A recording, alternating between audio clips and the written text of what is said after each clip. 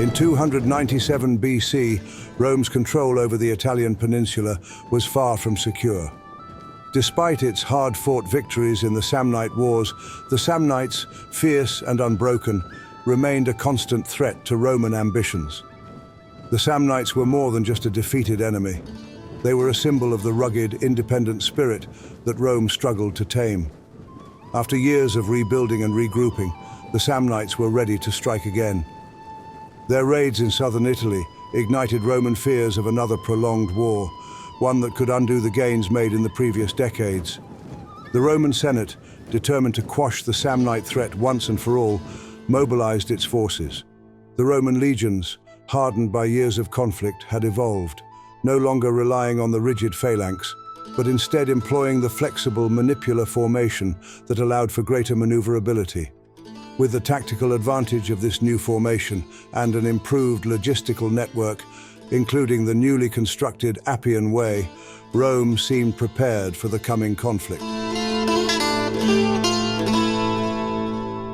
In 298 BC, the Senate appointed two of its finest generals, Quintus Fabius, Maximus Rullianus, and Publius Decius Mus, to lead the campaign into Samnium.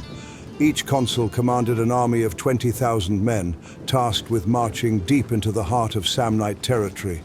The Samnites, led by seasoned commanders well acquainted with the treacherous landscape, had their own plan: to divide and destroy the Roman forces by ambushing them before they could unite. The battlefield was set near the town of Tifernum, where the Samnites prepared an ambush using the rugged hills and dense forests to conceal their movements. Their plan was to lure one of the Roman armies into a narrow valley and overwhelm it with superior numbers. Confident in their strategy, the Samnites waited, hidden and ready to strike. But Fabius, with years of experience against the Samnites, knew the dangers of the terrain. His keen awareness of their tactics would prove crucial in the battle to come. As Fabius led his army toward the valley near Tifernum, his scouts returned with urgent news. The ground had been disturbed, branches snapped, and faint tracks suggested that an enemy force had passed through recently. These subtle signs, seemingly innocuous, sent a chill through Fabius. He had seen this before. His instincts, honed by years of combat against the Samnites, screamed that a trap was closing in. The scouts confirmed his suspicions. The Samnites were waiting, concealed in the hills. But Fabius was not caught off guard. He had anticipated this move. Hours earlier, sensing the possibility of an ambush, he had dispatched Lucius Cornelius Scipio Barbatus with a detachment of hastati to flank the enemy. Now, with the trap about to spring, Fabius saw an opportunity to turn the tables. Feigning ignorance, Fabius continued forward, keeping his column loose, betraying no hint of suspicion. The Samnites, concealed in the tree lines, watched eagerly, their warriors ready to spring into action at the first sign of a vulnerable Roman column.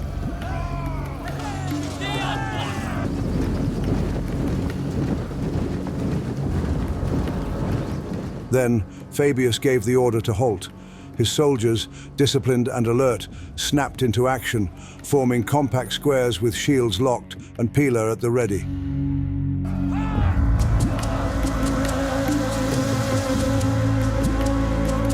The Samnites, hidden in the woods, were poised to strike, but the moment of surprise had been lost.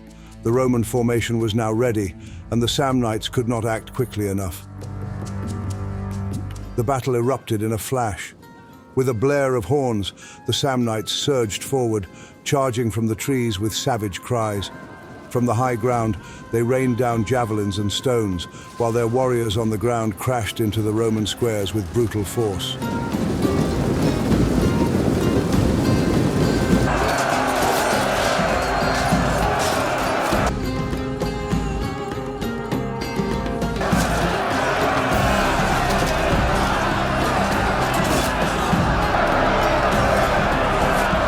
The Romans held their ground, their shields locked tight, their pila thrusting to keep the enemy at bay. but the Samnites, attacking from higher ground, held the advantage. For a moment, the Roman lines began to falter under the relentless assault. Fabius remained calm amid the chaos. He ordered the spearmen of the First Legion to reinforce the front lines, merging them with the Principes for a counterattack. The reinforced troops advanced, unleashing a hail of pila that darkened the sky before slamming into Samnite shields. For a brief moment, the tide seemed to turn in favor of Rome. The Samnites, pushed back, briefly yielded ground. But the Samnites were not done. With a fierce rallying cry, they pressed forward, regrouping and driving the Romans back. The balance of power teetered dangerously.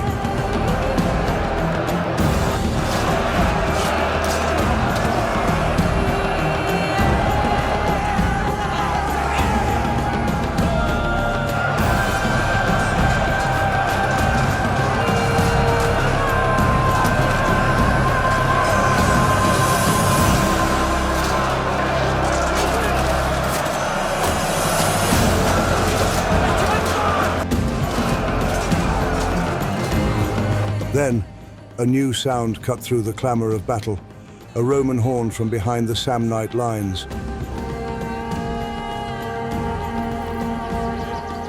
Moments later, Scipio's detachment appeared, charging downhill in a synchronized assault that sent shockwaves through the Samnite ranks. The sight of fresh Roman troops attacking from behind shattered the Samnites' confidence. Panic spread like wildfire through their ranks, as they believed they were being encircled.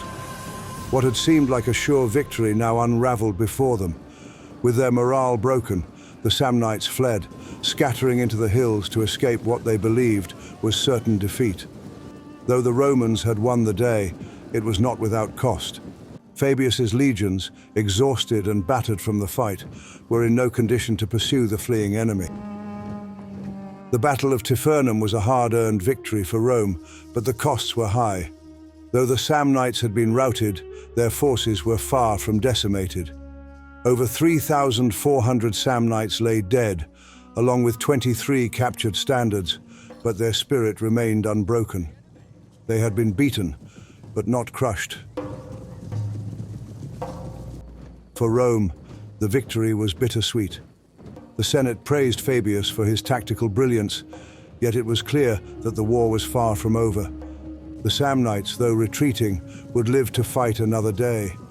They would forge new alliances and continue their resistance. Rome's struggle to break the Samnite defiance would prove long and costly. Fabius had demonstrated the strength of Roman discipline and ingenuity, but the battle at Tifernum was merely a chapter in a prolonged war. Though the Samnites had been forced to retreat, the war between Rome and the Samnites was far from decided.